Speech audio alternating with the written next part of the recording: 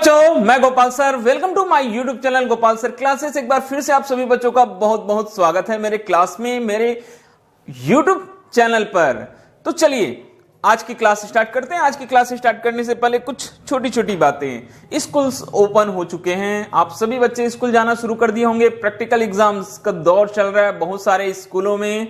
Practical exams तो हो जाएंगे, आपको अच्छे मार्क्स भी मिल जाएंगे बेटा, मगर बात है इस साल आपके थ्योरी एग्जाम्स की। कैसे होगी थ्योरी एग्जाम की तैयारी? ये प्रश्न मैं इसलिए पूछ रहा हूं क्योंकि मालूम है जब भी क्लासेस रेगुलर हुई हैं तो क्लासेस ओपन होती थी जून से, और बीच बीच में हमारे मासिक जो परीक्षा होती थी, यूनिट टेस्ट होते थे, वो होते थे मंथली। फिर हमारे क्वार्टरली एग्जाम्स होते थे, फिर हाफ ईयरली एग्जाम्स होते थे, फिर होते थे हमारे मॉडल एग्जाम। तो इतने सारे परीक्षाओं से गुजरकर हमारी तैयारी हो जाती थी एनुअल एग्जाम के लिए पूरी की पूरी, क्योंकि हम थोड़े थोड़े कोर्स करके अपनी तैयारी करते थे। बोर्ड एग्जाम तक जाते जाते हमारी तैयारी बहुत अच्छी हो जाती थी। आप लोग जो इस 2021 में परीक्षा दिलाने वाले हैं बोर्ड एग्जाम के, थोड़े अनलकी बच्चे हैं, आपको ये सब तैयारी करने का मौका नहीं मिला। आप सीधे सीधे आ गए हैं बेटा बोर्ड एग्जाम में। ठीक है, कुछ बच्चों को हो सकता है स्कूल स्तर पर मॉडल एग्जाम दिलाने का मौका मिले, मगर बहुत सारे बच्चे मुझे मालूम है उनको ये मौका नहीं मिलेगा। और बहुत सारे बच्चों की तैयारियां अच्छी नहीं हैं, उनको मालूम नहीं है कि क्या पढ़ना है क्या नहीं पढ़ना है, किस तरीके से हमको अपने बोर्ड एग्जाम का प्रिपरेशन करना है, ये सारी चीजें नहीं मालूम है। मैं ये सब बातें इसलिए कर रहा हूं आज के क्लास में क्योंकि मैं अपने चैनल के माध्यम से चाहता हूं कि ऐसे बच्चे जिनकी तैयारी अभी तक बहुत ही कम है या जो अच्छे से अभी तक प्रिपरेशन नहीं कर पाए हैं, वो कम समय में बहुत अच्छी तैयारी करें और अच्छे मार्क्स लेकर आए बोर्ड एग्जाम 2021 में, खासकर सब्जेक्ट फिजिक्स में। साथ ही साथ मैं कोशिश करूंगा मैथ्स के लिए भी। बहुत सारे बच्चों का रिक्वेस्ट आ रहा है, सर प्लीज मैथ्स का भी एक क्रैश कोर्स लाइए, मैथ्स के लिए भी इंपॉर्टेंट क्वेश्चन दीजिए। वो तो बात की बात है, वहां भी मैं पूरी की पूरी अपनी कोशिश करूंगा कि आपको मैथ्स के भी क्लासेस अवेलेबल करा सकूं, कम समय में अच्छी जो क्वालिटी वाली क्लासेस है वो दे सकूं। ठीक है, तो चलिए अभी हम बात कर रहे हैं केवल क्लास 12 फिजिक्स की। मैंने शुरू कर दिया है क्लास 12 फिजिक्स, जो आपके बोर्ड एग्जाम का प्रिपरेशन है, और एक वीडियो अपलोड हो चुका है। कुछ व्यूज अच्छे आए हैं उसमें, बहुत सारे बच्चों ने तारीफ की है और बहुत सारे बच्चों ने अभी तो इग्नोर कर दिया है, देखा नहीं है, क्योंकि मालूम है जिस चीज की जरूरत हमको जिस समय रहती है तभी हम उस पर ध्यान देते हैं। ठीक है, तो चलिए कोई बात नहीं, आप सभी बच्चों के लिए मैं लेकर आ रहा हूं बोर्ड क्लास के लिए इंपॉर्टेंट क्वेश्चन, सेलेक्टेड क्वेश्चन अपने यूट्यूब चैनल के माध्यम से। और ये वीडियोस लगातार आपको मिलेगी, जैसे जैसे आपके मार्क्स हैं उसी पर ये काम मैं कर रहा हूं सेलेक्टेड क्वेश्चन के साथ में। तो पहली वीडियो हमारी अपलोड हो चुकी है, बहुत सारे व्यूज आ चुके हैं उस पर। वहां मैंने आपको बताया था कि आपके बोर्ड एग्जाम में जो 4 मार्क्स का क्वेश्चन पूछा जाता है वो कौन सा क्वेश्चन होता है। वो वैल्यू बेस्ड क्वेश्चन होता है, मूल्य आधारित प्रश्न होता है, विद्युत चुंबकीय प्रेरण और प्रत्यावर्ती धारा से पूछा जाता है। बहुत ही इंपॉर्टेंट क्वेश्चन होता है 4 नंबर का। अगर आपको 4 नंबर चाहिए तो वो वीडियो आप जरूर देखें। वो वीडियो देखेंगे तो आपको पता चल जाएगा कि किस तरह से मूल्य आधारित प्रश्न पूछे जाते हैं और उनके हमको आंसर्स कैसे देने हैं। ठीक है, इस वीडियो के डिस्क्रिप्शन बॉक्स में मैं आपको लिंक दे दूंगा 4 मार्क्स के क्वेश्चन का, आप जरूर देखें। तो अब 4 नंबर का क्वेश्चन तो हो गया। अब मैं बात करता हूं बोर्ड एग्जाम में 5 अंक के प्रश्न। 5 अंक के 3 प्रश्न होते हैं। कितने प्रश्न होते हैं? 5 अंक के 3 प्रश्न होते हैं। पहला जो क्वेश्चन होता है 5 अंक का वो होता है हमारा यूनिट 1 से। मैंने यहां लिख दिया यूनिट 1 स्थिर विद्युत से होता है। और स्थिर विद्युत में यूनिट 1 में 2 चैप्टर है बेटा आपके। चैप्टर नंबर 1 का नाम है विद्युत आवेश और क्षेत्र, और चैप्टर नंबर 2 जो है उसका नाम है स्थिर विद्युत विभव और धारिता। तो इन दोनों चैप्टर को मिलाकर एक क्वेश्चन 5 मार्क्स का बनता है। एक क्वेश्चन मतलब अथवा करेंगे तो 2 क्वेश्चन। ऐसा अक्सर देखा गया है कि एक क्वेश्चन आता है स्थिर विद्युत आवेश और क्षेत्र से, और दूसरा क्वेश्चन आता है विद्युत विभव और धारिता से। सारी चीजों को समझते चलिए। तो दोनों चैप्टर से एक एक क्वेश्चन देते हैं। तो मैं अब कुछ ऐसे ही इंपॉर्टेंट क्वेश्चन जो आपको 5 मार्क्स में आ सकते हैं एग्जाम में और पिछले एग्जाम्स में आ चुके हैं, वो आपको बताने जा रहा हूं विथ सॉल्यूशन। क्योंकि क्वेश्चन बताने से कुछ नहीं होगा, क्वेश्चन आपको कोई भी बता सकता है। मैं अगर आपको सॉल्यूशन कराऊंगा, एक बार आप ध्यान से देखेंगे और घर में अगर आप प्रैक्टिस करेंगे, फिजिक्स प्रैक्टिस का काम है, जितना अभ्यास करेंगे उतना ही आपका फिजिक्स होते जाएगा स्ट्रांग। ठीक है। तो आप अगर प्रैक्टिस करेंगे इंपॉर्टेंट क्वेश्चंस को सॉल्यूशन के साथ में तो जरूर आपको एग्जाम में सफलता मिलेगी, 100% श्योर। और आपको किसी भी चैप्टर का कोई भी टॉपिक पर अगर वीडियो चाहिए, आपको समझ नहीं आ रहा है, तो प्लीज आप कमेंट करें मुझे। मेरे नंबर पर आप अपने स्कूल का नाम लिखकर मैसेज भी कर सकते हैं। मेरा नंबर है, आप सभी बच्चों को मैं बार बार अपना नंबर बताता हूं, एक बार फिर से मेरा नंबर आप नोट कर सकते हैं बेटा। मेरा नंबर है 9993198819 और मेरा नाम है गोपाल सर। ये ओके। तो चलिए 4 मार्क्स का डिस्क्रिप्शन बॉक्स में दे दूंगा और साथ ही साथ मैंने सारे सब्जेक्ट के सिलेबस भी तैयार किए हैं जो आपकी सीजी बोर्ड द्वारा न्यू सिलेबस आए हैं।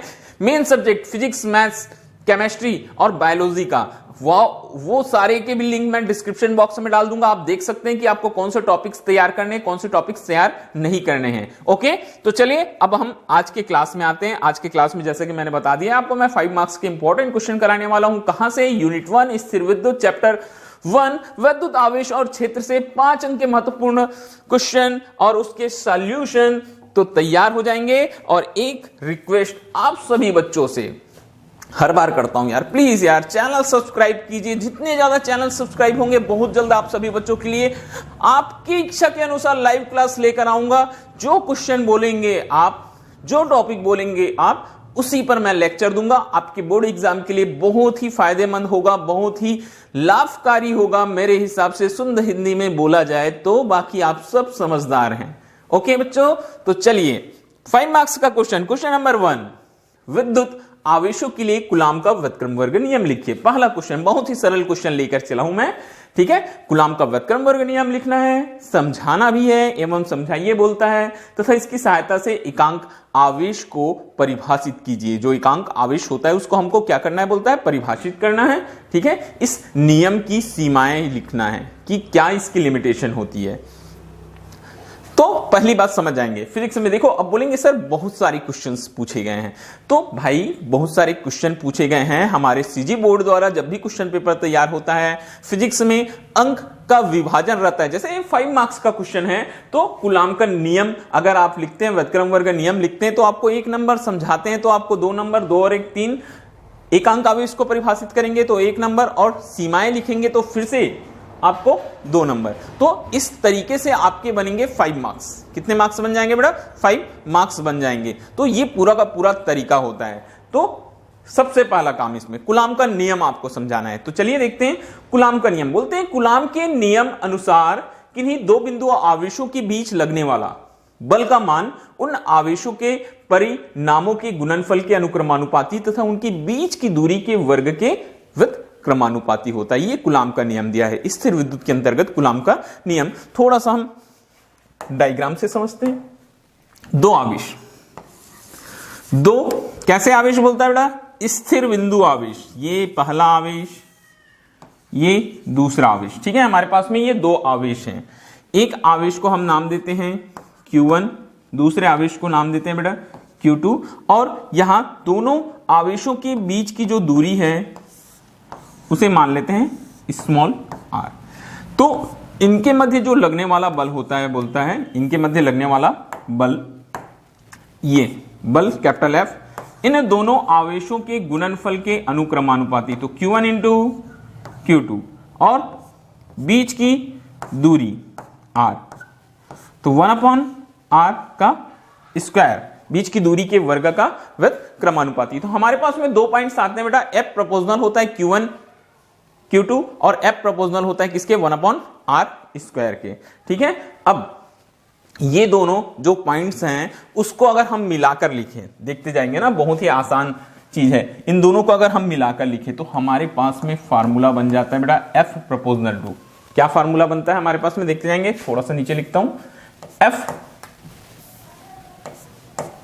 Proportional to Q1 Q2 upon R square. F proportional to क्या बन जाता है? Q1 Q2 upon R square. या फिर हम इसको लिख सकते हैं बेटा F इक्वल स्मॉल के लगाना, स्मॉल की Q1 Q2 upon R square और मात्रक होगा न्यूटन। मात्रक क्या होगा? न्यूटन। तो ये बल के लिए फार्मूला आ जाता है F is equal to small की Q1 Q2 upon R square Newton. बहुत ही सिंपल है, आसान है, पढ़िए, याद कीजिए, बार बार प्रैक्टिस कीजिए। याद करने का काम नहीं भाई, रटना नहीं है, आपको प्रैक्टिस करना है, अपने प्रैक्टिस पर फोकस करना है। ये हमारे पास आ गया फॉर्मूला, ये ठीक है। तो इक्वेशंस आप मान सकते हैं, नहीं मानेंगे तब भी चलेगा। चलिए मैं इसको एक इक्वेशन मान लेता हूं, इक्वेशन नंबर 1। ये जो k होता है बेटा, वो k क्या होता है बोलता है, एक नेतांक होता है। क्या होता है? एक नेतांक होता है जो दोनों आवेशों के बीच के माध्यम पर निर्भर करता है। बोलता है किस पर निर्भर करता है? दोनों आवेशों के बीच के माध्यम पर निर्भर करता है। तो इसी के आधार पर हम यहां k की वैल्यूज डिसाइड करते हैं। कैसे डिसाइड करते हैं? देखिए, सबसे पहले हम देखेंगे किसके लिए, SI पद्धति में। किसमें देखेंगे बेटा? SI पद्धति में देखते हैं। SI पद्धति में फर्स्ट पॉइंट लेकर चलूंगा मैं, SI पद्धति में फर्स्ट पॉइंट लेकर चलूंगा। क्या पॉइंट लेकर चलूंगा? जब बोलता है माध्यम, इनके बीच का जो माध्यम है वो क्या हो बोलता है बेटा? वायु या निर्वात हो। कोई माध्यम जो है वो वायु या क्या हो बोलता है बेटा? निर्वात हो। तब स्मॉल k की जो वैल्यू है वो हम रखते हैं 1/4πε0।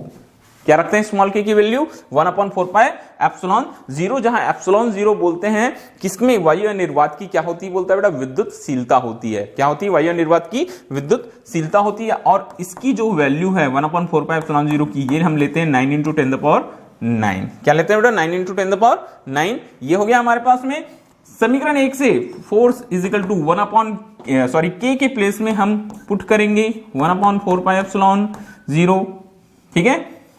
Q1 Q2 अपॉन R², और SI पद्धति में देख रहे हैं तो मात्रक क्या आ जाएगा? न्यूटन। या फिर हम इसको लिखेंगे F इज इक्वल टू 1/4πε0 के प्लेस में हम पुट कर देंगे 9 × 10⁹ Q1 Q2 upon R² Newton. बहुत ही सिंपल है, समझ में आ रहा है ना? K नेतांक का मान किस पर निर्भर करता है बोलता है? माध्यम पर। तो जब माध्यम SI पद्धति में देखिए, जब माध्यम वायु निर्वात हो तो k की वैल्यू जो रहती है 1/4πε0 रखी जाती है। F इज इक्वल टू हो गया बेटा 9 × 10⁹, ठीक है। यह वैल्यू होती है Q1 Q2 R² न्यूटन। इस तरीके से आपको आंसर लिखना है। सेकंड, इसी पर चलिए दूसरा पॉइंट। जब ठीक है, क्या हो बोलता है बेटा? वायु निर्वात के अतिरिक्त कोई अन्य माध्यम हो बोलता है। जब कोई अन्य माध्यम हो, ठीक है, वायु या निर्वात के अतिरिक्त कोई अन्य माध्यम हो, तब स्मॉल k की वैल्यू, स्मॉल k की वैल्यू ये रखेंगे हम 1/4πε। क्या रखेंगे बेटा? k की वैल्यू 1/4πε। तो समीकरण 1 से जो बल है वो क्या हो जाएगा? F इज इक्वल टू 1/4πε, ठीक है। Q1 Q2 अपॉन R², ठीक है। ये जब कोई अन्य माध्यम हो ये भी आ जाएगा न्यूटन। अब यहां याद रखना epsilon is equal to, epsilon क्या होता है? किसी माध्यम का विद्युतशीलता होता है, किसी माध्यम की विद्युतशीलता होता है। तो एप्सिलॉन की जगह आप पुट कर सकते हैं बेटा ε0 के, जहां ε0 क्या है? वायु और निर्वात की विद्युतशीलता है, और के कोई अन्य माध्यम का परावैद्युतांक होता है, ठीक है। तो ये आप वैल्यू यहां पुट कर देंगे तो ये फार्मूला देखिए कुछ ऐसा बन जाएगा 1/4πε के Q1 Q2 upon R² Newton. तो पहला जब माध्यम वायु निर्वात हो, दूसरा जब कोई अन्य माध्यम हो। इस तरीके से आपको लिखना है आंसर, तभी आपको पूरे के पूरे नंबर मिलेंगे। ये था SI पद्धति में बेटा। अब यहीं हम देखेंगे कौन सी पद्धति में? CGS पद्धति में। फिर से फर्स्ट पॉइंट, जब माध्यम क्या हो? वायु या निर्वात हो। जब माध्यम क्या हो? वायु या निर्वात हो। जब माध्यम वायु या निर्वात हो तो क्या हो जाएगा? स्मॉल k की वैल्यू हो जाती है बेटा 1, और ये बल का मान आ जाता है 1 आ गया, तो Q1 Q2 upon R² dine. क्या हो जाता है? डाइन। CGS पद्धति में आ गया तो ठीक है। माध्यम वायु निर्वात हो तो small k is equal to 1 रख लेते हैं। दूसरा नंबर, जब अन्य माध्यमों, अन्य माध्यमों मतलब कोई परावर्तनांक वाला माध्यम होगा हो, तब स्मॉल के की जगह हम पुट करते हैं 1/k और ये जो बल का मान आता है बेटा वो हो जाता है 1/k Q1 Q2 upon R² dine. ये ऐसे, ये पूरा का पूरा हो गया आपका कूलाम का व्युत्क्रम वर्ग नियम, लिखे हमने, समझा दिया। फिर से एक बार समझिएगा फास्ट, ठीक है। कूलाम का नियम यह बोलता है कि किन्हीं दो बिंदु आवेशों के मध्य लगने वाला, ठीक है, जो बल होता है वो दोनों आवेशों के गुणनफल के अनुक्रमानुपाती और उनके बीच की दूरी के वर्ग की क्या होता है बेटा, व्युत्क्रमानुपाती। तो दो आवेश लेते हैं हम Q1 Q2 और ये जो बल है उन आवेशों के गुणनफल के अनुक्रमानुपाती F proportional to Q1 Q2 और उनके बीच की दूरी के वर्ग के व्युत्क्रमानुपाती F प्रोपोर्शनल टू 1/r²। दोनों को मिलाकर लिखना F proportional to Q1 Q2 upon r²। F equal हो जाएगा K Q1 Q2 upon r² Newton. के एक नियतांक है SI पद्धति में। अब यहां एक बहुत ही गौर करने वाली बात होती है बेटा, जो K होता है नियतांक होता है और उसका मान किस पर निर्भर करता है, बोलता है जो दोनों आवेशों के बीच का माध्यम होता है। तो अब हम SI पद्धति में लेकर चलते हैं। जब माध्यम वायु निर्वात हो तो स्मॉल k की वैल्यू होती है 1/4πε0 मतलब 9 × 10⁹। तो इस फॉर्मूले में स्मॉल k की जगह हम पुट कर देंगे 1/4πε0 या फिर 9 × 10⁹। यह हमारा फॉर्मूला बन गया। जब कोई अन्य माध्यम हो तो k = 1/4πε। एप्सिलॉन होता है किसी माध्यम की विद्युतशीलता और एप्सिलॉन की वैल्यू होती है ε0k। तो फॉर्मूले में आप एप्सिलॉन की जगह ε0k पुट कर देना, जहां k माध्यम का होता है, बोलता है बेटा परावैद्युतांक। और सीजीएस पद्धति में जब माध्यम वायु निर्वात हो तो स्मॉल k की वैल्यू हो जाती है 1। F = हो जाता है बेटा Q1 Q2 upon r² dine. और अन्य माध्यम हो तो स्मॉल k की जगह में 1/k, जहां k माध्यम का क्या होता है, परावैद्युतांक। तो 1/k Q1 Q2 r² dine. Okay, अभी क्वेश्चन खत्म नहीं हुआ है, अभी हमको और बताना है। बहुत मेहनत है भाई, समझ जाएंगे, ठीक है। अगर आपको 5 मार्क्स चाहिए एग्जाम में तो बहुत मेहनत है। केवल 3 क्वेश्चन आएंगे मगर आपको जरूर मेहनत करनी पड़ेगी। और मैं तो बोल रहा हूं जितना मैं बता रहा हूं सिलेक्टेड क्वेश्चन वो करिए, आपको 100% सफलता जरूर मिलेगी। एकांक आवेश यूनिट चार्ज क्या होता है, देखिए अभी हमने फॉर्मूला देखा बेटा, क्या सूत्र देखा, सूत्र हमने देखा है F = होता है 1/4πε0 Q1 Q2 upon r² Newton. ये फार्मूला हमने देखा हुआ है। F = 1/4πε0 Q1 Q2 upon r²। अब बोलता है यदि हम इस फॉर्मूले में Q1 = Q2 इक्वल कर देते हैं Q, दोनों का मान रख दिए बेटा Q, ठीक है, और R = 1 मीटर तथा बल F = 9 × 10⁹ न्यूटन। ये सारी वैल्यूज हम पुट कर देते हैं, ठीक है। तो देखिए सूत्र में F की जगह रख देंगे 9 × 10⁹, ठीक है, और 1/4πε0 भी होता है 9 × 10⁹।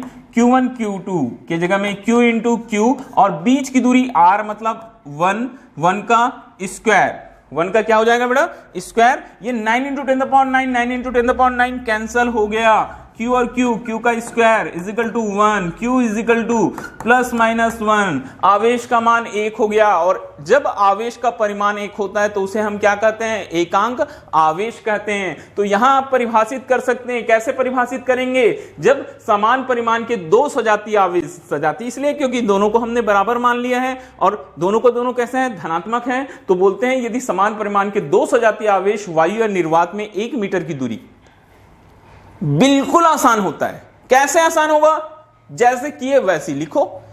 दोनों आवेश समान तो समान परिमाण के, धन धन है तो सजातीय, बीच की दूरी 1 तो लिखते हैं समान परिमाण के दो सजातीय आवेश वायु या निर्वात में 1 मीटर की दूरी पर स्थित होने पर एक दूसरे को 9 × 10⁹, ये थोड़ा सा यहां मिस्टेक हो गया, यहां मेरे को लिखना था 9, ये 2 हो गया बेटा, 9 × 10⁹ न्यूटन के बल से क्या करे, बोलता है प्रतिकर्षित करे। तो प्रत्येक आवेश क्या होंगे, एकांक आवेश कहलाएगा। बहुत ही सिंपल।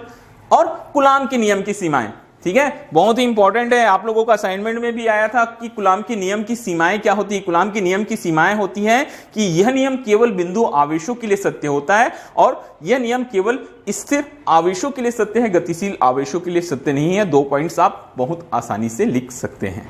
तो इस तरह से हो जाता है आपका पहला प्रश्न खत्म।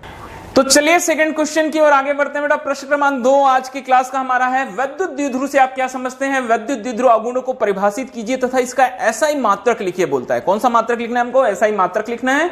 ठीक है, तो आपको पहला प्रश्न, यहां 2 प्रश्न दिए हैं। आजकल देखिए हमने सीजी बोर्ड का जो हमारा एग्जाम्स होता है उसके पैटर्न में ऐसा किया गया है कि छोटे छोटे प्रश्नों को मिलाकर बड़ा प्रश्न बनाया गया है। तो यहां हमने 2 प्रश्न कर दिया है क्वेश्चन नंबर 2 में, एक ए और एक बी। ए क्वेश्चन जो है आपका 2 मार्क्स का होगा, जो बी क्वेश्चन है वो 3 मार्क्स का होगा। ठीक है, तो यहां ए में आपको करना है वैद्युत द्विध्रुव को आपको समझाना है। तो वैद्युत द्विध्रुव से आप क्या समझते हैं? वैद्युत द्विध्रुव अगुणों को परिभाषित कीजिए तथा इसका एसआई मात्रक लिखना है, और साथ ही साथ आपको वैद्युत द्विध्रुव के कारण अक्षीय स्थिति में स्थित किसी बिंदु पर विद्युत क्षेत्र की तीव्रता के लिए व्यंजक निकालना है और इसकी दिशा भी बतलानी है। तो चलिए क्लास स्टार्ट करते हैं एक बार फिर से।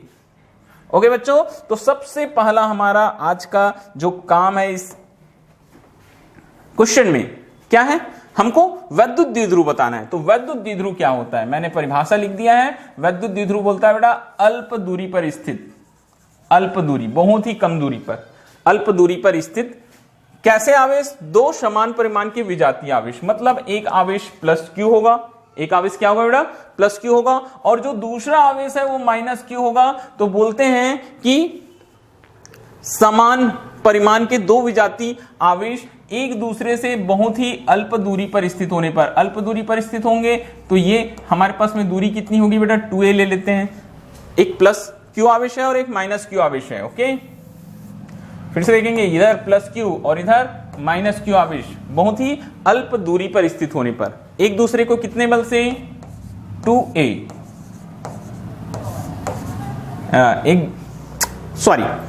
दो विजातीय आवेश अल्प दूरी पर स्थित होने पर वैद्युत द्विध्रुव का निर्माण करते हैं। एक प्लस क्यू लिया, एक माइनस क्यू लिया, और दोनों के बीच की दूरी कितना ले लिया बेटा? 2a। तो ये हो गया एक वैद्युत द्विध्रुव। क्या हो गया? ये वैद्युत द्विध्रुव हो गया। ओके बच्चों, ये वैद्युत द्विध्रुव।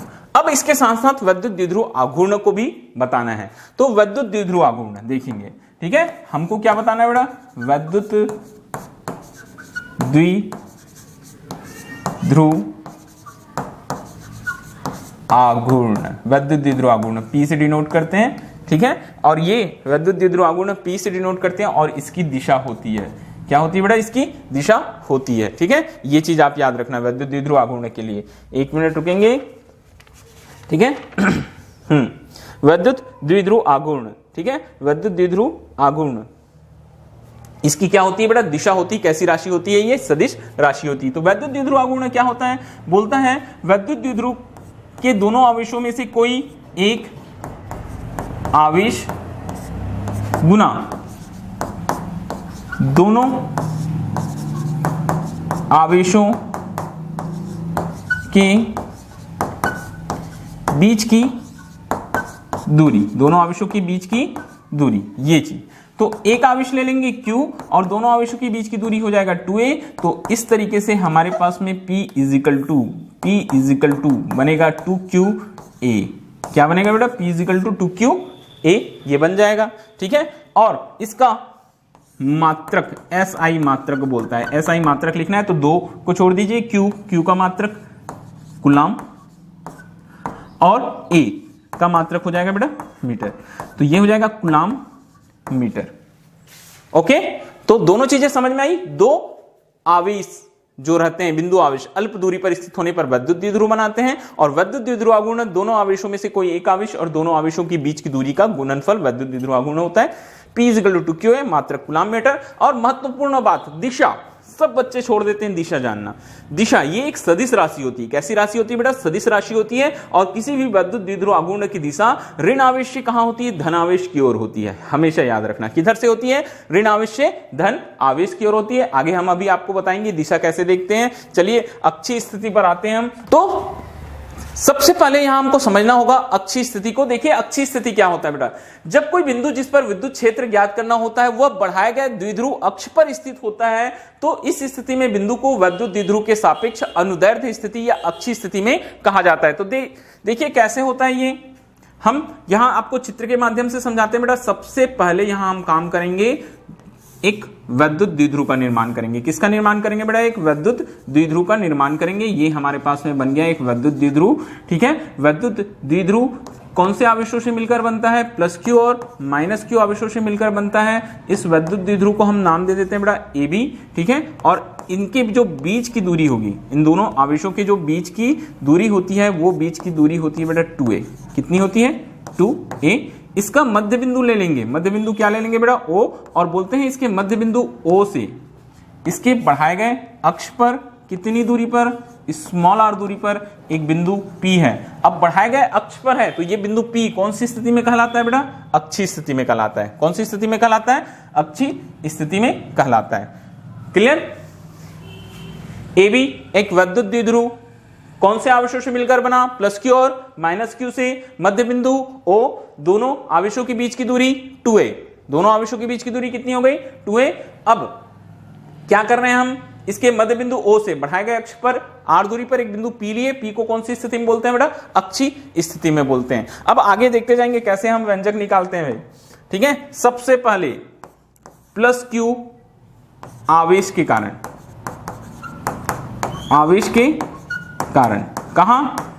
बिंदु P पर विद्युत क्षेत्र। विद्युत क्षेत्र की तीव्रता की परिभाषा आपको याद रहनी चाहिए बेटा। ये हम E1 लेंगे 1/4πε0।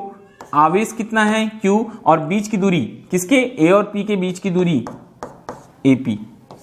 A और P के बीच की दूरी AP। तो AP का क्या हो जाएगा बेटा? स्क्वायर। और इसकी दिशा, विद्युत क्षेत्र की दिशा A से किधर होगी? P की ओर, ठीक है। किधर होगी बेटा? A से P की ओर। यहां हम लिखेंगे AP की दिशा में।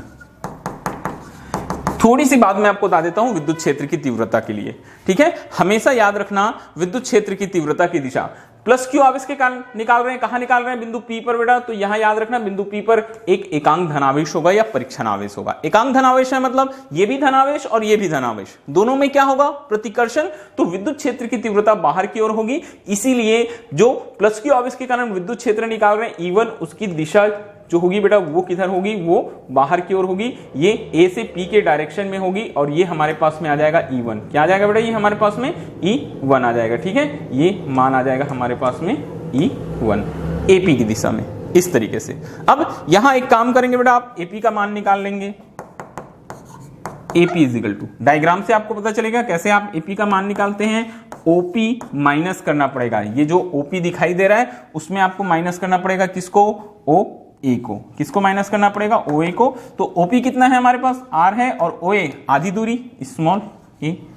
तो ये E1 is equal to 1/4πε0 Q upon R minus A पूरे का होल स्क्वायर, इक्वेशन नंबर 1, ठीक है। ये हमारे पास आ गया। वैसे ही सेम अब किसके कारण से? माइनस Q आवेश के कारण, ठीक है बेटा। कहां? बिंदु P पर विद्युत क्षेत्र देखेंगे। तो इसको हम ले लेते हैं बेटा E2 इजिकल टू हमारे पास फार्मूला हो जाएगा 1/4πε0, ठीक है। 1/4πε0 आवेश Q, बीच की दूरी BP का स्क्वायर। और कौन से आवेश के कारण? B पर माइनस आवेश के कारण। तो दिशा आकर्षण के कारण विपरीत हो जाएगी बेटा। ये हो जाएगा PB की दिशा में। कौन सी दिशा में हो जाएगा? ये PB की दिशा में। तो यहां से देखेंगे हमको फिर से BP का मान निकालना पड़ेगा। देखिए डायग्राम में BP OP प्लस OB क्या हो जाएगा बेटा? OP प्लस OB हो जाएगा। तो ये हो जाएगा OP प्लस OB, ठीक है। OP की वैल्यू R है, OB की वैल्यू A है। तो इस तरीके से E2 इजिकल टू हमको मिल जा रहा है 1/4πε0 Q upon R plus A पूरे का होल स्क्वायर। ये इक्वेशन नंबर 2, ठीक है। अब देखेंगे थोड़ा सा इधर डायग्राम में आप लोग ध्यान देंगे बेटा, क्या चीज हम आपको बताना चाहते हैं। थोड़ा सा इसको डायग्राम को आप समझ जाएंगे, आपको समझ में आ जाएगा। प्लस क्यू आवेश के कारण जो विद्युत क्षेत्र की तीव्रता निकली है वो है E1, उसकी दिशा कैसी है? A से P की ओर। और माइनस क्यू आवेश के कारण जो विद्युत क्षेत्र निकला है E2, उसकी दिशा है बेटा P से B की ओर। मतलब दोनों विद्युत क्षेत्र की तीव्रता की दिशा एक दूसरे के कैसे है? विपरीत है। और यहां E1 की वैल्यू कैसी होती है बेटा? ग्रेटर देन होती किससे? E2 से। इसीलिए हम परिणामी निकालेंगे। यदि यहां लिखना बेटा, चूंकि E1 ग्रेटर देन है किससे, E2 से, ठीक है, चूंकि E1 ग्रेटर देन होता है E2 से, और E1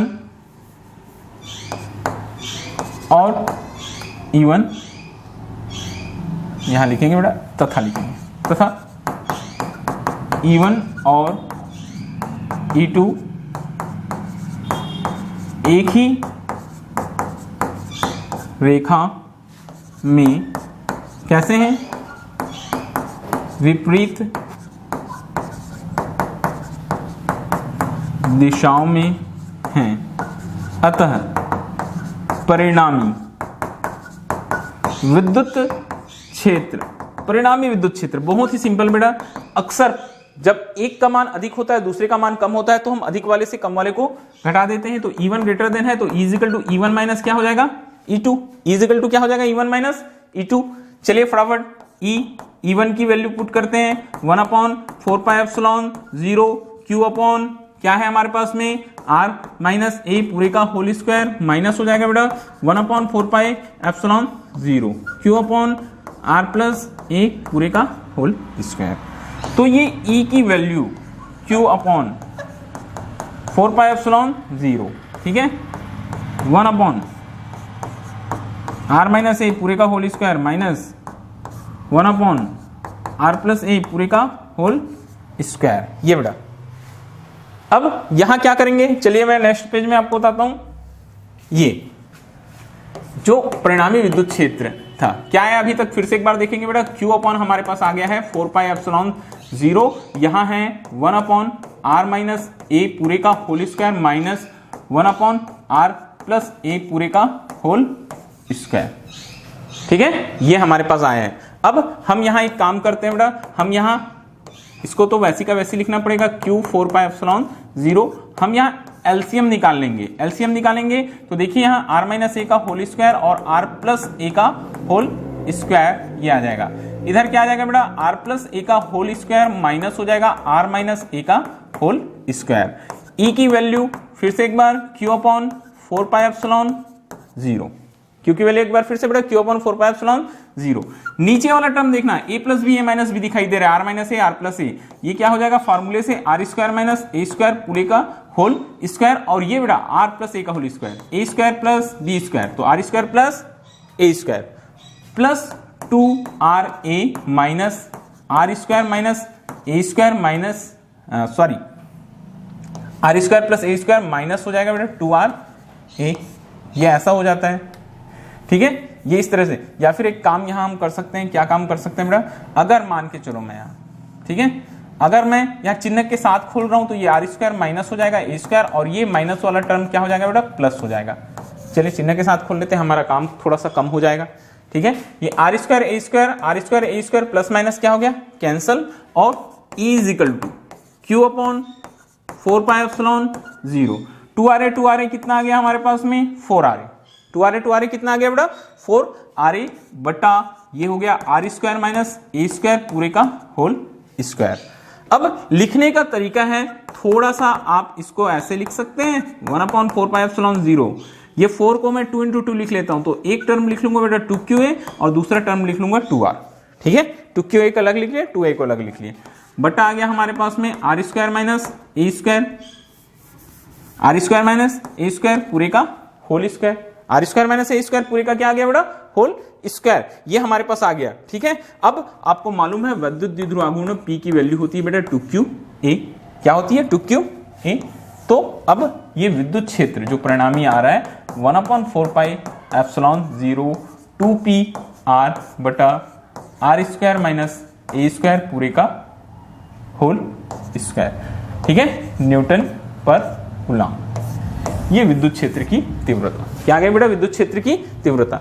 यही एक चीज बोला जाता है बेटा कि विद्युत द्विध्रुव बहुत छोटा होता है, अगर A को अगर हम नेग्लेक्ट कर दें, A का मान R की तुलना में बहुत छोटा होता है, A को निग्लेक्ट कर दें मतलब A का मान अगर 0 रख लें तो E is equal to finally 1/4πε0, ठीक है, ये 2PR R स्क्वायर, A को 0 कर देंगे तो ये R⁴ हो जाएगा बेटा, एक R कैंसिल हो जाएगा, और E is equal to 1/4 4 pi epsilon 0 2p by R cube newton per coulomb. ये तो इस तरीके से आप निकाल सकते हैं अक्षीय स्थिति में स्थित किसी बिंदु पर विद्युत क्षेत्र की तीव्रता के लिए व्यंजक। ठीक है, बहुत ही आसान है, प्रैक्टिस करते रहेंगे। ठीक है, जितना ज्यादा प्रैक्टिस कर देंगे क्वेश्चन आपको उतना ज्यादा क्लियर होते चलेगा। नेक्स्ट क्वेश्चन, हमारा अगला प्रश्न फिर से एक बार देखेंगे बेटा। क्या बोलता है, किसी वैद्युत द्विध्रुव के कारण निरक्षीय स्थिति में स्थित किसी बिंदु पर विद्युत क्षेत्र की तीव्रता का व्यंजक प्राप्त कीजिए तथा दिशा भी बताना है। ठीक है, एक मिनट, पीछे वाले क्वेश्चन में हमने दिशा भूल गया बेटा।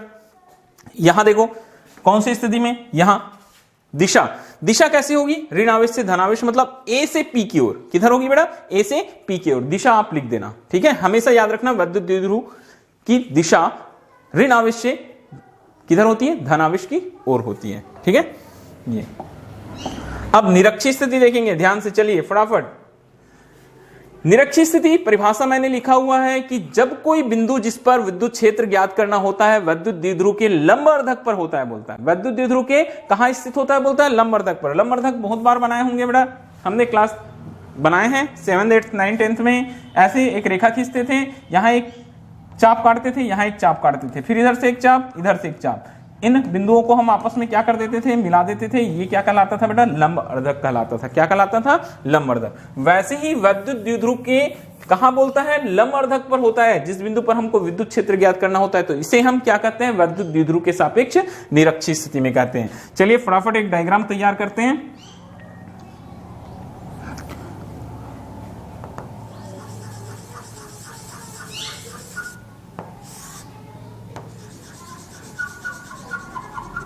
ये प्लस क्यू माइनस क्यू, ये ए ये बी, दोनों के बीच की दूरी 2a।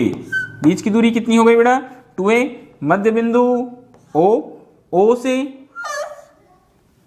ठीक है, मध्य बिंदु ओ से बोलता है कितने डिस्टेंस पर, r डिस्टेंस पर। एक बिंदु क्या है बोलता है बेटा पी पर हमको विद्युत क्षेत्र की तीव्रता ज्ञात करनी है। बिंदु पी कौन सी स्थिति में कहलाता है, लंब अर्धक पर कहलाता है। फिर से देखिए, ए भी एक वैद्युत द्विध्रुव है, प्लस क्यू माइनस क्यू आवेशों से मिलकर बना है।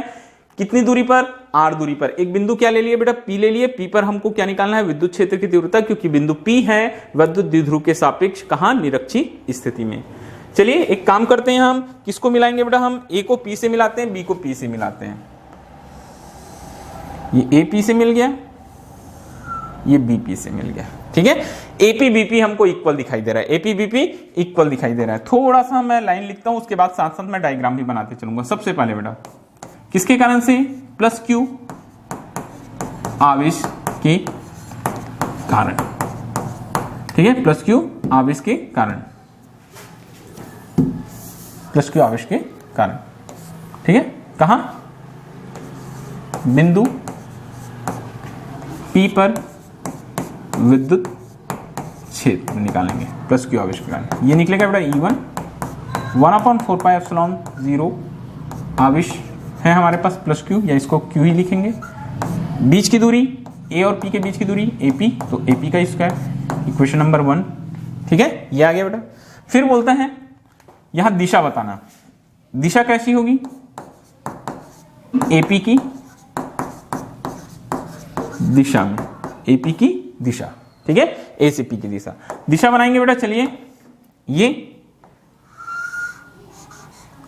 ये विद्युत क्षेत्र की तीव्रता E1, ए से किधर, पी की दिशा में। मान के चलते हैं यहां से ये कोण कितना बना रहा है बेटा, ये थीटा कोण बना रहा है। ठीक है, अब फिर से माइनस क्यू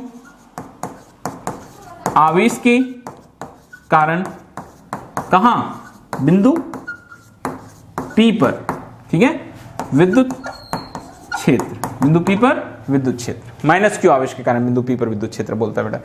तो ये विद्युत क्षेत्र E2 इजिकल टू क्या आ जाएगा, 1/4 pi epsilon 0 Q upon B P का होल स्क्वायर। कौन सी दिशा में, पीबी की दिशा में। हमेशा याद रखना जहां अट्रैक्शन होता है वहां दिशा बाहर की ओर होती है। जैसे प्लस क्यू और पी पर भी क्या होगा बेटा, कोई परीक्षण आवेश होगा तो यहां भी एक एकांक धन आवेश होगा, तो अट्रैक्शन यहां प्रतिकर्षण हो रहा है तो बाहर की ओर। बी पर माइनस है तो अट्रैक्शन हो रहा है तो अंदर की ओर। तो बी पर जो विद्युत क्षेत्र की तीव्रता की दिशा होगी वो होगी बेटा ये E2। ये क्या होगी बेटा, E2 और इसकी दिशा कैसे होगी, अंदर की ओर होगी। कैसे होगी बेटा, अंदर की ओर होगी। ठीक है, ये E2। ठीक है, यहां से भी हम कोण थीटा बना देते हैं। अब देखो E1 और E2 का परिणामी, ये E1 और E2 का परिणामी, ध्यान से देखते जाएंगे ना, आपको समझ में आती जाएगी बातें बेटा। E1 और E2 का परिणामी, ये E1 और E2 का परिणामी क्या हो जाएगा बेटा, ये E हो जाएगा, सॉरी, दोनों का परिणामी इन दोनों के मध्य में E। यहां कोण को देख लेना बेटा, ये कोण थीटा है तो संगत कोण, ठीक है, ये संगत कोण, ये कोण भी क्या हो जाएगा, थीटा। और ये कोण थीटा है तो एकांतर अंतर कोण, ये कोण भी थीटा हो जाएगा। मतलब E1 और E2 के मध्य कितने कोण बन जाएंगे बेटा, थीटा और थीटा 2 थीटा कोण बन जाएगा। ठीक है, ये हो गया। अब दोनों आ गए हमारे पास में, E1 और E2। यहां बोलता है चूंकि हमको चित्र से दिखाई दे रहा है क्या चीज, AP बराबर है किसके बेटा, BP के। AP और BP आपस में कैसे हैं, बराबर है, चूंकि AP इक्वल है किसके बेटा, BP के। AP BP बराबर है, इसलिए E1 बराबर होगा किसके, E2 के। जो विद्युत क्षेत्र की तीव्रता है बेटा, वो E1 बराबर होगा E2 के, क्योंकि AP BP बराबर है तो दोनों इक्वेशन बराबर होंगे। ठीक है, तो यहां हमको निकालना है परिणामी विद्युत क्षेत्र। क्या निकालना है बेटा, परिणामी विद्युत क्षेत्र। ध्यान से समझेंगे, बहुत ही आसान होता है परिणामी विद्युत क्षेत्र। अब यहां E1 को मैं 2 कंपोनेंट्स में डिवाइड करूंगा। देखिए कैसे मैं 2 कंपोनेंट्स में डिवाइड करता हूं बेटा, ध्यान पूर्वक आप समझते चलेंगे। E1 को हम 2 कंपोनेंट्स में डिवाइड करते हैं। एक जो उसका कंपोनेंट होगा, पहला ये E1 कितने कंपोनेंट्स में, 2 कंपोनेंट्स में डिवाइड हो जाएगा। ठीक है, कौन कौन से 2 कंपोनेंट्स होंगे, ये हमारे पास में कंपोनेंट आ जाएगा बेटा E1 साइन थीटा, लंबवत ऊपर की ओर, और क्षैतिज दिशा में E1 कॉस थीटा। E1 को एंगल थीटा बना रहा था, 2 कंपोनेंट्स में डिवाइड कर दिए, ऊपर की ऊर्ध्वाधर E1 sin थीटा और क्षैतिज में बेटा E1 cos थीटा। वैसे E2 को भी 2 कंपोनेंट में डिवाइड करेंगे बेटा, तो क्षैतिज में ये क्या आ जाएगा, E2 cos थीटा, और लंबवत नीचे की ओर E2 sin थीटा। क्या आ जाएगा, E2 sin थीटा। यहां आप देखेंगे E1 sin थीटा ऊपर की ओर और E2 sin थीटा नीचे की ओर, ये दोनों जो कंपोनेंट्स हैं एक दूसरे के लंबवत है और परिमाण में भी बराबर है, क्योंकि E1 E2 बराबर है तो एक दूसरे को क्या कर देते हैं बेटा, निरस्त कर देते हैं। यहां हम थोड़ा सा लिख लेते हैं। ठीक है, यहां लिखेंगे बेटा, ठीक है, E1 sin थीटा और E2 sin थीटा, कैसे, परिमाण में बराबर व दिशा में विपरीत होने से क्या कर देते हैं, एक दूसरे को निरस्त कर देते हैं। मतलब एक दूसरे का प्रभाव खत्म कर देते हैं। ठीक है, एक दूसरे का प्रभाव को क्या कर देते हैं, खत्म कर देते हैं। अतः परिणामी विद्युत क्षेत्र, परिणामी विद्युत क्षेत्र E इजिकल टू बेटा, कौन से घटक बच गए, क्षैतिज घटक, उनको जोड़ देंगे, क्या हो जाएगा बेटा हमारे पास में E is equal to E1 cos theta plus E1 cos theta, मतलब E is equal to 2E1 cos theta. क्या आ गया हमारे पास में, E is equal to 2E1 cos theta, ये हमारे पास आ गया। वैल्यू वापस रखेंगे, E1 की वैल्यू 2, E1 की वैल्यू 1/4πε0 आवेश Q AP का होल स्क्वायर इंटू क्या हो गया बेटा, cos थीटा। ठीक है, ये अब एक महत्वपूर्ण काम आप डायग्राम से कर लेंगे बेटा। इस चित्र में कोई एक समकोण त्रिभुज लेकर, ठीक है, जैसे हमारे पास में एक समकोण त्रिभुज AOP है, ये लेकर हम 2 वैल्यूज निकालेंगे, एक AP का वैल्यू और एक cos थीटा निकालेंगे। मैं यही कर लेता हूं बेटा। क्या करेंगे हम, कहां, समकोण त्रिभुज, कौन सा समकोण त्रिभुज आ रहा है, AOP में पाइथागोरस प्रमेय से सबसे पहले AP का स्क्वायर। तो AP का स्क्वायर क्या आ जाएगा हमारे पास में, यह देख R है और ये क्या है बेटा, A, लंब R है, आधार A है, तो AP का स्क्वायर इक्वल टू आ जाएगा R square plus A square. ठीक है, या फिर AP की वैल्यू निकालोगे तो ये हो जाएगा बेटा under root R square plus A square. इसी को हम लिखते हैं R square plus A square पूरे का घात 2, अंडर रूट है इसलिए पूरे का घात 1/2। और कॉस थीटा भी निकाल लेंगे आप, कॉस थीटा निकाल लेंगे तो कॉस थीटा क्या हो जाएगा, आधार बटा कर्ण, आधार ओए है मतलब ए और कर्ण एपी है, OA upon AP, OA upon AP, OA small A AP, AP का वैल्यू अभी मैंने बताया आपको R square plus A square पूरे का घात 1/2। तो ये दो महत्वपूर्ण काम हमने यहां कर लिया, एपी और कॉस थीटा दोनों का मान निकाल लिया। आगे बढ़ते हैं। अब देखिए थोड़ा सा यहां देखेंगे हमारे पास विद्युत क्षेत्र की तीव्रता E इक्वल टू क्या आ रहा था बेटा, मैं फिर से एक बार लिखता हूं 1/4πε0 Q अपॉन एपी का whole square into cos theta. ठीक है, जबकि हमको एपी का होल स्क्वायर वैल्यू मिल रहा है बेटा, क्या मिल रहा है, R square plus A square. ठीक है, और एपी का value R square plus A square पूरे का घात 1/2 और कॉस थीटा की वैल्यू हमको मिली बेटा small A upon R square plus A square पूरे का घात 1/2। ये इस तरीके से ये इतनी वैल्यूज हमको यहां मिल गई। ठीक है, इतनी वैल्यूज हमको मिल गई। हम वैल्यू रखेंगे बेटा E इक्वल टू क्या हो जाएगा हमारे पास में 1/4πε0 Q अपॉन एपी का square R square plus A square पूरे का घात कुछ नहीं है यहां तो। ठीक है, कॉस थीटा में रखेंगे ए अपॉन क्या हो जाएगा बेटा, ये हो जाएगा R square plus A square पूरे का घात 1/2। ये आपका बन गया 1/4π और 2 को सॉरी 2 को भूल रहे हैं बेटा, 2 हमको साथ साथ लेके चलना पड़ेगा, ये 2 है, ये 2 है तो ये हो जाएगा बेटा 1/4πε0। ऊपर में आ रहा है हमारे पास में 2Q A और नीचे आ रहा है बेटा R square plus A square. नीचे क्या आ रहा है हमारे पास R square plus A square पूरे का घात 3/2। ये आ जाता है न्यूटन पर कूलम। या फिर एक बार फिर से यहाँ भी बेटा P इक्वल टू क्या आ जाएगा आपके पास में 2Q A आ जाएगा तो E की वैल्यू हो जाएगी आपके पास 1/4πε0 P upon R square plus A square पूरे का घात 3/2 न्यूटन पर कूलम। यह आ जाएगी निरक्षीय स्थिति में विद्युत क्षेत्र की तीव्रता। ठीक है, ध्यानपूर्वक सारे स्टेप्स को आपको करते जाना है तभी आपको 5 मार्क्स मिलेंगे। आगे फिर से a बहुत ही छोटा होता है, a लेस देन r तो a इक्वल हमने कर दिया बेटा 0। ठीक है, E इक्वल टू 1/4πε0 रखा, P इक्वल टू हो गया आर स्क्वायर पूरे का घात 3/2, a को 0 रख देंगे तो 3/2 बचेगा, 2 कैंसिल 3 आ गया। ये न्यूटन पर कूलम हमारे पास में एक बार फिर से निरक्षीय स्थिति में स्थित किसी बिंदु पर विद्युत क्षेत्र की तीव्रता का व्यंजक। आगे बढ़ेंगे हमारे अगले क्वेश्चन की ओर। अगला जो प्रश्न लिया बेटा बहुत ही एक और मजेदार क्वेश्चन है 5 मार्क्स में। यह क्वेश्चन थोड़ा छोटा पड़ेगा आपको बाकी क्वेश्चन की तुलना में।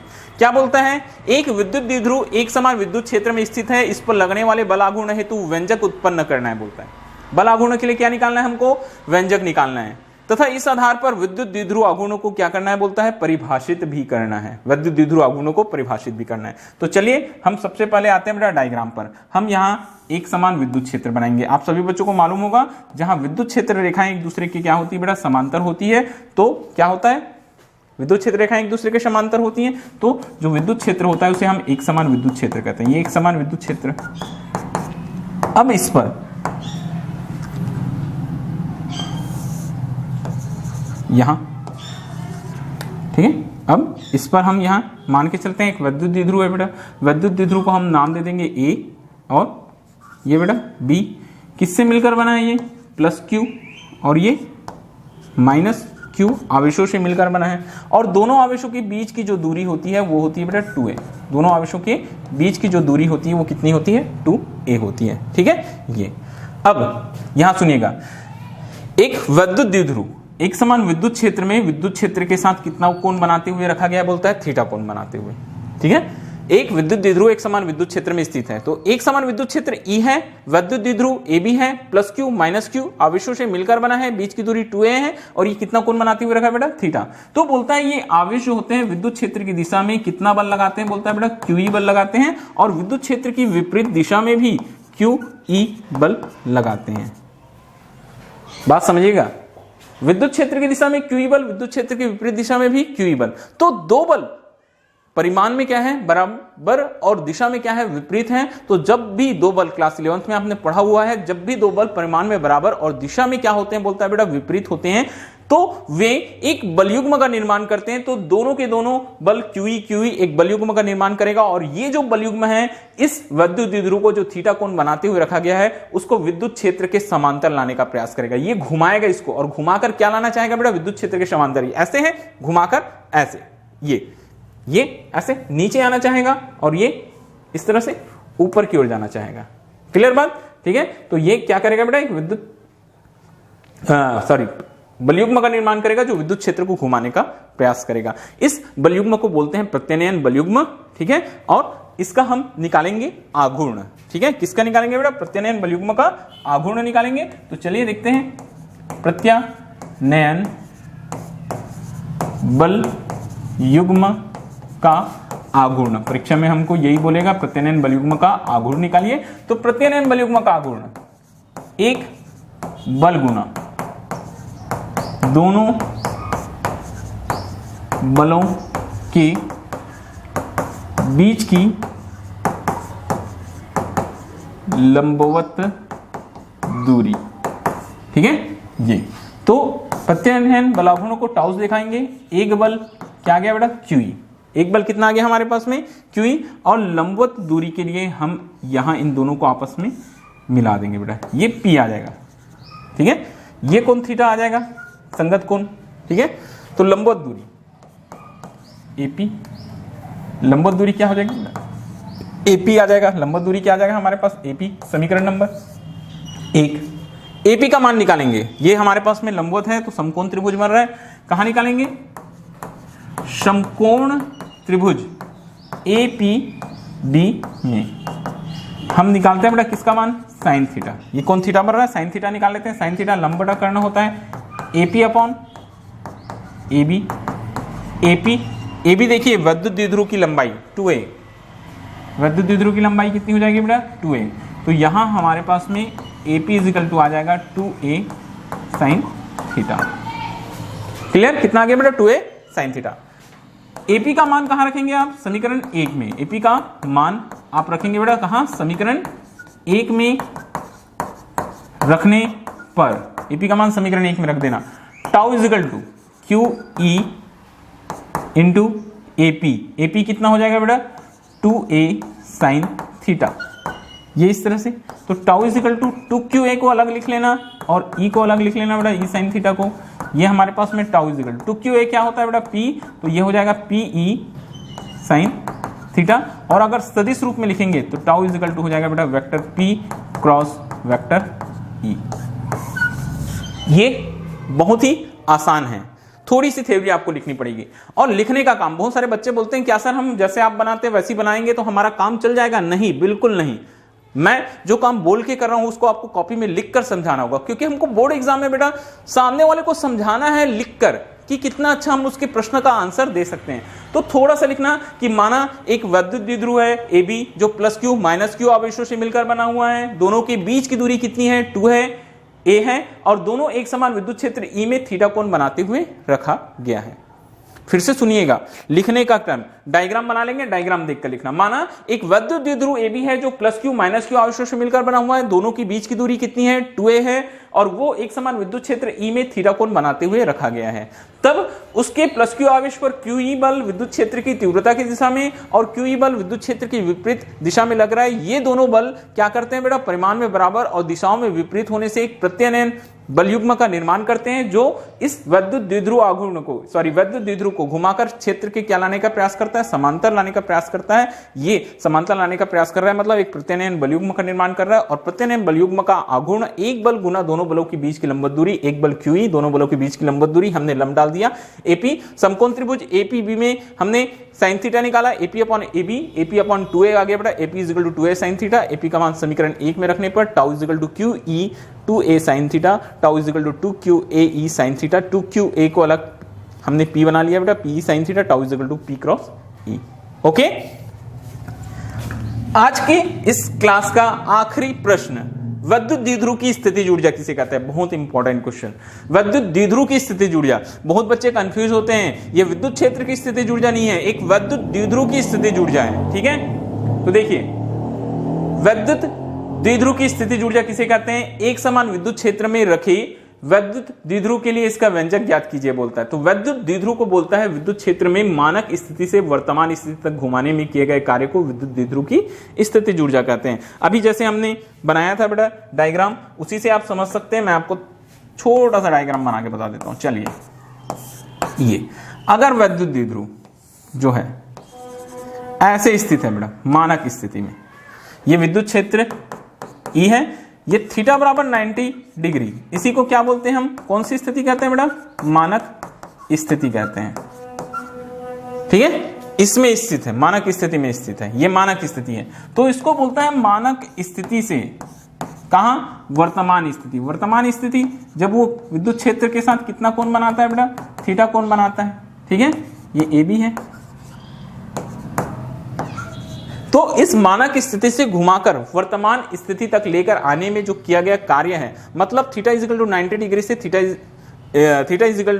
डिग्री तक, ये वर्तमान स्थिति तक घुमाकर लाने में किया गया कार्य ही क्या कहलाता है? बोलता है विद्युत द्विध्रुव की स्थितिज ऊर्जा। सिंपल है, याद रखना। मानक स्थिति थीटा का मान जब 90 होता है, वहां से वर्तमान स्थिति जब विद्युत द्विध्रुव थीटा कोण पर लटकी हुई होती है तक लेकर आने में जो किया गया कार्य है वो विद्युत द्विध्रुव की स्थितिज ऊर्जा होती है। तो चलिए स्थितिज ऊर्जा निकालते हैं। स्थितिज ऊर्जा मतलब किया गया कार्य की गणना करते हैं बेटा।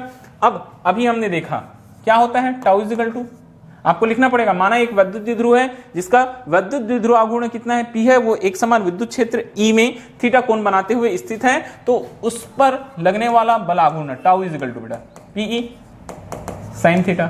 समीकरण number 1, tau is equal to PE sine theta. अभी देखे हमने। अब ठीक है, यहां लिखेंगे बेटा विद्युत द्विध्रुव को कितने कोण से? अल्प कोण डी थीटा से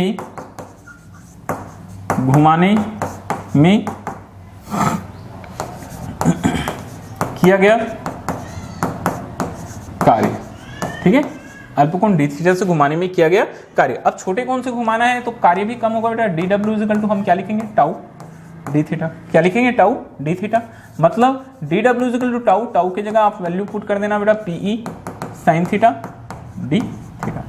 बात समझ में आ रही है? हमको निकालना है बेटा 90 से थीटा, वो काम ज्यादा है तो हमने एक छोटा कोण ले लिया। अल्पकोण डी थीटा से घुमाने में किया गया कार्य D W equal to tau into D theta. D W equal to P sine theta into D theta. P sine theta into D theta, ये हमारे पास वैल्यू आ जाएगी। अब अतः ठीक है, विद्युत द्विध्रुव को कहां से बोलता है बेटा? मानक स्थिति। मैंने अभी बताया आपको मानक स्थिति। मानक स्थिति थीटा बराबर पाई बाई 2। थीटा बराबर क्या हो जाएगा बेटा? पाई बाई 2 से वर्तमान स्थिति, वर्तमान स्थिति जिसमें वो थीटा एंगल से लटका रहता है तक घुमाने में किया गया कार्य क्या हो जाएगा? इंटीग्रेशन। देखते जाएंगे ना, इंटीग्रेशन, ये कुल कार्य W, integration D W, integration D W मतलब इंटीग्रेशन कहां से कहां तक? पाई बाई 2 से कहां तक बोलता है बेटा? थीटा तक। पाई बाई 2 से कहां तक बोलता है? थीटा तक। ठीक है, इंटीग्रेशन करना पड़ेगा हमको, निश्चित समाकलन करना पड़ेगा। ये वैल्यू होती है PE sine theta D theta. P constant है, बाहर आ जाएगा। इंटीग्रेशन होगा बेटा पाई बाई 2 टू थीटा, किसका? Sine theta D theta. किसका होगा बेटा? Sine theta D theta. तो किया गया कार्य W equal to PE sine theta, integration होता है माइनस कॉस थीटा, ये पाई बाई 2 से थीटा। क्या हो जाएगा? पाई बाई 2 से थीटा। वैल्यू आपको रखनी आनी चाहिए बेटा। ये क्या हो जाएगा हमारे पास? पीई माइनस कॉस थीटा, थीटा की जगह में थीटा हो जाएगा, माइनस माइनस क्या हो जाएगा बेटा? प्लस कॉस, 0 की जगह पाई बाई 2। ठीक है, थीटा की जगह pi by 2, minus minus plus हो गया, cos pi by 2। Cos pi by 2 W equal to minus PE minus cos theta plus cos pi by 2 cos 90 होता है 0, तो यहां हमारे पास में W की वैल्यू आ रही है माइनस पीई कॉस थीटा। क्या आ रही है बेटा? W की वैल्यू माइनस पीई कॉस थीटा, और यही किया गया कार्य स्थितिज ऊर्जा के रूप में संचित होता है, तो U इज इक्वल टू आ जाएगा बेटा minus PE cos theta. Minus PE क्या हो जाएगा बेटा? Cos theta. ये होता है स्थितिज ऊर्जा के लिए व्यंजक। तो इस तरह से आज का क्लास हमारा यही खत्म होता है। ठीक है, ये कुछ इंपॉर्टेंट क्वेश्चंस थे जो मैंने आप सभी बच्चों को बताए हैं आपके बोर्ड एग्जाम 2021 के लिए, और ऐसे ही और भी सारे के सारे आपका पूरा सिलेबस मैं कंप्लीट कराऊंगा। 1 मार्क्स, 2 मार्क्स, 3 मार्क्स, जितने क्वेश्चन है 5 मार्क्स सभी। अब वीडियो आपको लगातार 1 दिन 2 दिन के गैप में मिलते रहेंगे। आपको मैं पूरा का पूरा आपका कोर्स मार्च में ही कंप्लीट करा दूंगा विथ इंपॉर्टेंट क्वेश्चन के साथ में। तो चैनल सब्सक्राइब करना ना भूले, अपने दोस्तों को, फ्रेंड्स को, अपने छोटे भाइयों को, सभी को बताएंगे हमारे चैनल के बारे में, और अधिक से अधिक संख्या में चैनल सब्सक्राइब करते जाएंगे। ओके बच्चों, थैंक